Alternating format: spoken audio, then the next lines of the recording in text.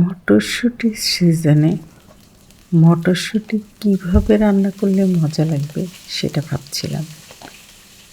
ভাবলাম পাঙ্গাস মাছ দিয়ে মটরশুঁটি রান্না করি। আসসালামু আলাইকুম প্রিয় ভিউয়ার্স, আজকে আমি মটরশুঁটি দিয়ে পাঙ্গাস মাছ দিয়ে রান্না করব। পাঙ্গাস মাছ আমার ছেলে খুব পছন্দ। পাঙ্গাস মাছটা হালকা করে মশলা দিয়ে ভেজে নিলাম। তারপর প্রায় ফ্যানে পেঁয়াজ দিয়ে হালকা করে ভেজে টমেটো দিয়ে দেব। আমার মতো কার কার মটরশুঁটি খুব পছন্দ কমেন্টে জানাবেন এবং কোথা থেকে দেখছেন তা বলবেন।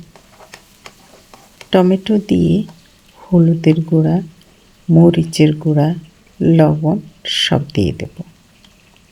দিয়ে একটু কষিয়ে নেব। সামান্য পানি দিয়েছি যেন মশলাগুলো পুড়ে না যায়।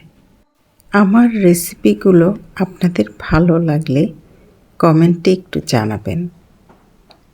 আমি আপনাদেরকে মাঝে মাঝে কোথা থেকে বাজার করে সেটা সহ দেখিয়েছি।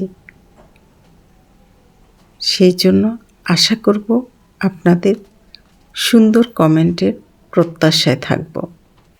আদা রসুনের পেস্ট দিয়ে দিলাম, সাথে একটু পেঁয়াজ বাটা দিয়েছি। যেহেতু আমি পাঙ্গাস মাছ দিয়ে মটরশুঁটি দো পেঁয়াজা করব, পেস্টগুলো দিয়ে ধনিয়া গুঁড়া, জিরার গুঁড়া দিয়ে দিলাম, দিয়ে ভালো করে কষিয়ে নেব। প্রিয় ভিউয়ার্স, ছোটোবেলা থেকে আমি নাইজেরিয়ার রান্নার শোগুলো দেখতাম। সে আমার ইন্সপিরেশন, আমার ড্রিম রান্নার একজন ড্রিমি মহিলা। আমি তাকে খুব পছন্দ করি। মানুষের জীবনে কত উত্থান পতন হয়, সেই উত্থান পতনের মাঝেই আমি যখন যেই জিনিসটা আমি জানি সেই প্রতিভাটাকে আমি কাজে লাগানোর চেষ্টা করেছি। মশলাটা কষিয়ে মাছগুলো দিয়ে দিলাম। মাছগুলো দিয়ে যে বাটিতে আমি মাছে মশলাটা মেখেছি সেই বাটি দিয়ে পানি দিয়ে দিয়েছি। আমি আগে বুটিকের কাজ করতাম, ফ্যাশন ডিজাইনিং করতাম। মাছটা একটু কষিয়ে মটরশুঁটিগুলো দিয়ে দিলাম। এবার মটরশুঁটিগুলো মাছের সাথে ভালো করে কষিয়ে নেব। আমার বিজনেসটা একদম লস হয়ে করোনার সময় বন্ধ হয়ে গেল। তাই ভাবলাম, দুবাইতে যখন প্রথম যাই তখন রান্না জানতাম না।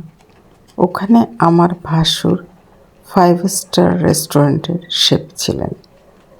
ওনার কাছ থেকেই রান্নার প্রথম হাতে খড়ি আমার। করোনার আগে আমার একটি রেস্টুরেন্টও ছিল। সে রেস্টুরেন্টের শেফের কাছ থেকে আমি বাকি রান্না শিখেছি। সেই জন্য আমি রান্নার চ্যানেলটা খুলেছি। আপনাদের সহযোগিতা কামনা করি। আমি চাই না বৃদ্ধ বয়সে আমি বৃদ্ধাশ্রমে আমার জীবনটা অতিবাহিত করি।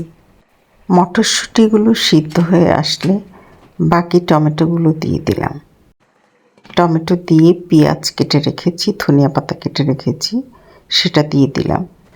পেঁয়াজ আগে কেটে রেখে নামানোর আগে কিছুটা কাটা পেঁয়াজ দিলে যে কোনো তরকারিতে একটা ভালো সুন্দর গন্ধ হয়, এটা আমার মা বলতেন।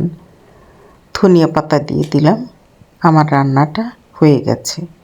দেখুন কতটা সুন্দর এবং ইয়ামি হয়েছে মটরশুঁটি দিয়ে পাঙ্গাস মাছ রান্না। ইনশাআল্লাহ কথা হবে পরের